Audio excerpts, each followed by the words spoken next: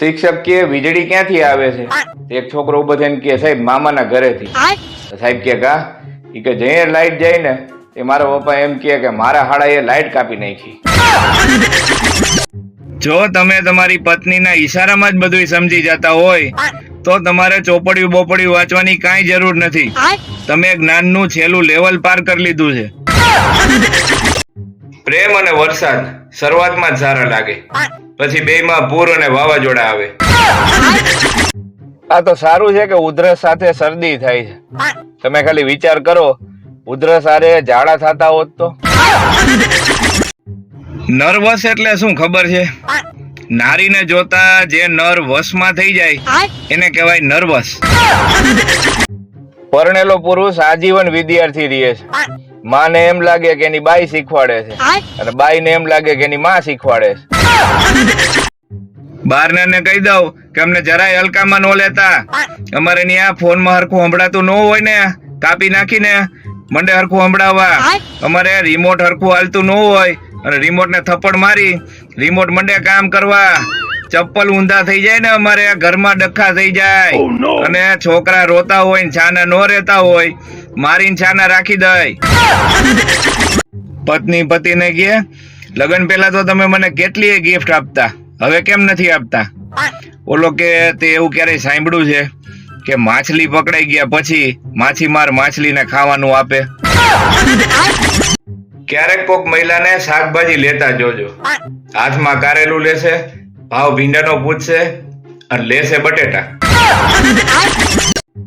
મને એડકી ચાલુ થઈ છે, કોઈ યાદ કરતું હોય તો કહી દો, નકર હું પાણી પી લઉં. મેં દૂધવાળા ભાઈને પૂછ્યું કે કેમ હમણાં પાતળું દૂધ આવે છે ભાઈ? મને કે જેમ પેટ્રોલમાં 20% ઇથેનોલ મિક્સ આવે એમ આમાં 20% પાણી મિક્સ આવે. આ સોશિયલ મીડિયાની આદત છોડાવવા ઘરવાળા મને ડોક્ટર પાસે લઈ ગયા. હવે ડોક્ટરે મારી પોસ્ટને લાઈક કરે છે. પતિ અને પત્નીમાં ફરક બસ એટલો જ છે કે પતિ એક કાનેથી સાંભળી બીજા કાનેથી કાઢી નાખે છે, જ્યારે પત્ની બે કાનેથી સાંભળી અને મોઢેથી કાઢે છે. અત્યારના સમયમાં પતિ પત્ની એકબીજાને અડી શકે છે પણ એકબીજાના મોબાઈલને અડી શકતા નથી. મહિલાઓને જીવનમાં 3 વસ્તુ જ જોઈ: સુંદર કાયા, પર્સમાં માયા અને એક જ વાર બોલાવે એમાં પતિ બોલે કે અભી આયા, બાકી બધું મોહ માયા. પેલા હું બહુ દુખી રહેતો હતો, પછી મેં સ્પોકન ઇંગ્લિશનો કોર્સ કર્યો. હવે હું સેડ રહું છું. નવા લગ્ન થયા હોય, બધા એક હામટા પરિવારમાં રહેતા હોય અને પતિ એની પત્ની માટે નાસ્તો લઈ આવી અને છુપાઈને જે રસ્તેથી પત્ની સુધી પહોંચાડે એને સ્ટેટ ઓફ હોર્મુઝ કહેવાય. પેલા હું બહુ દુખી રહેતો હતો, પછી મેં સ્પોકન ઇંગ્લિશનો કોર્સ કર્યો. હવે હું સેડ રહું છું.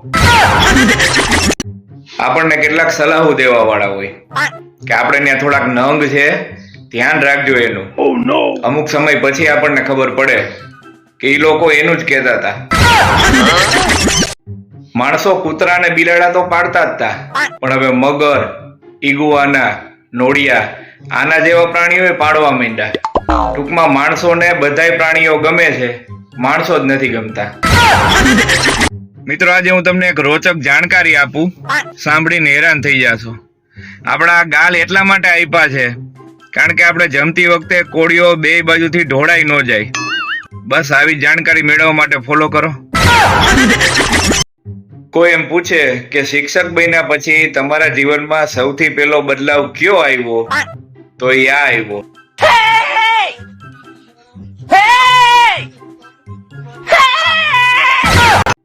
ગરમી એટલી છે ને ભાઈ, એની કોઈ સીમા નથી. અને સીમા છે ને એ અત્યારે એસીમાં છે. તો મારા ઇન્સ્ટાગ્રામ વાળા મિત્રોને ખાસ એ પૂછવું હતું કે આ ઇન્સ્ટાગ્રામ કેટલા ગ્રામનું હોય છે? સાડીની દુકાનમાં સ્ત્રીઓ ફક્ત 2 જ વાક્ય બોલતી હોય કે આ ડિઝાઇનમાં બીજો કલર બતાવો અને બીજું કે આ કલરમાં બીજી ડિઝાઇન બતાવો. આપણને કેટલાક સલાહો દેવા વાળા હોય કે આપણે ત્યાં થોડાક નંગ છે, ધ્યાન રાખજો એનું. અમુક સમય પછી આપણને ખબર પડે કે એ લોકો એનું જ કહેતા હતા.